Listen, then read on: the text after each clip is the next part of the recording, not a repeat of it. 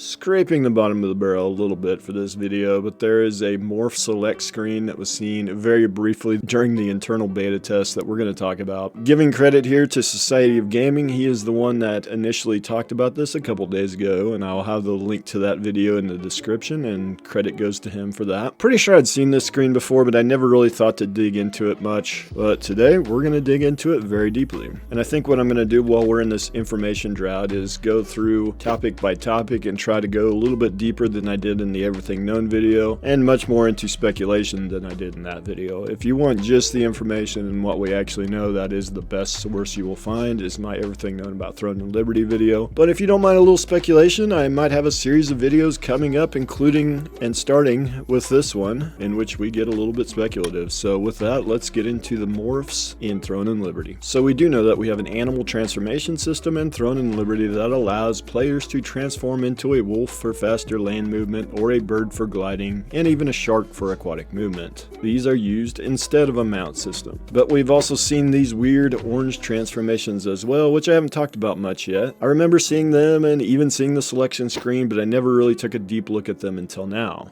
The question that Society of Gaming presented in his video is, does this morph system also tie into the animal transformation systems, or is it a separate system? I'm leaning towards it being a part of the animal transformation systems because in the bottom right of the image I see what I think to me looks like a wolf transformation. So to me this is where players can select their animal transformations, and apparently it appears this is where they can select this stupid orange thing we see bouncing all over the place during the gameplay. And by the way, who is the guy that is bouncing around as an orange in the middle of a PvP fight? I'm going to tell you right now, if you're in my group and you turn into an orange while PvPing with me, I promise you, you will not be in my group for very long. Unless we're winning, then I guess maybe it'll be okay, but...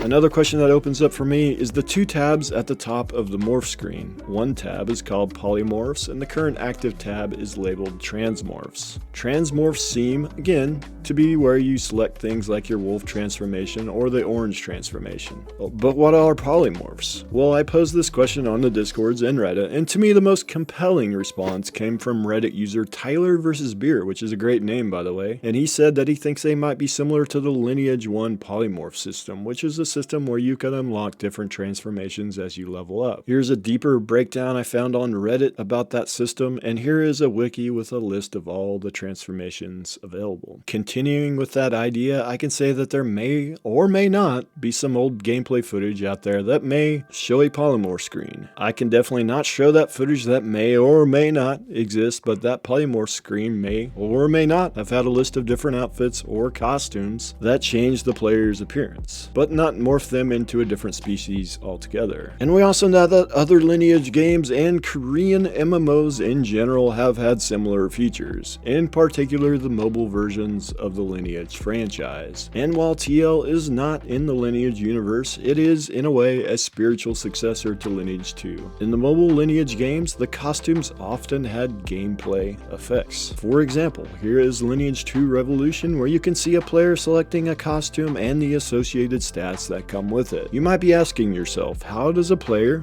acquire these costumes? And the answer to that is, of course, by buying blue gems with real money. Here you can see the store that sells these costumes and are sold with blue gems, and we know the blue gems are bought with real world money. Now, if this is what polymorphs are in Throne and Liberty, the question is not whether it is pay to win, but how pay to win it is. For me, I can let some pay to win slide, especially in a free to play MMO. And I do think, despite not knowing what the model is yet, most Korean MMOs are free to play, and all of the current Amazon MMOs are free to play. So I think there is a very good chance this ends up being a free to play MMO. And if these costumes cost a reasonable amount and only give a small boost, it really wouldn't bother me that much. Now ideally, absolutely no pay to win would be what I prefer, of course. But some mild pay to win I don't think would ruin the game for me if the rest of the game is solid. And we do know that Amazon did allow a very similar costume system for Lost Ark in the Western version. However, these costumes in Lost Ark only gave a small percentage increase in power. But of course, Lost Ark has a lot of different pay-to-win systems that all add up to give a pretty large boost to player power in aggregate. So I think as long as these costumes only offer a small power boost, then they could end up in the final version, if indeed that is what they actually are. Again, this is my own personal speculation. installation. Quickly going through the rest of the Morphs select screen, there are a few other UI elements which we know absolutely nothing about. The top right to me might be a place to save favorites, possibly, but that's a guess. And the bottom might be a way to change the appearance of each transform, but again, that is a guess. Rounding out this video on Morphs, we see one of the reviews at the end of the internal beta test highlights that spoke highly of the Morph system. So that's a bit of a deep dive on the Morph system in Throne and Liberty. Make sure to check out the Everything Known video and my website as well for all the known information about Throne and Liberty. If you liked the video, consider subscribing, and I'll see you guys in the next video.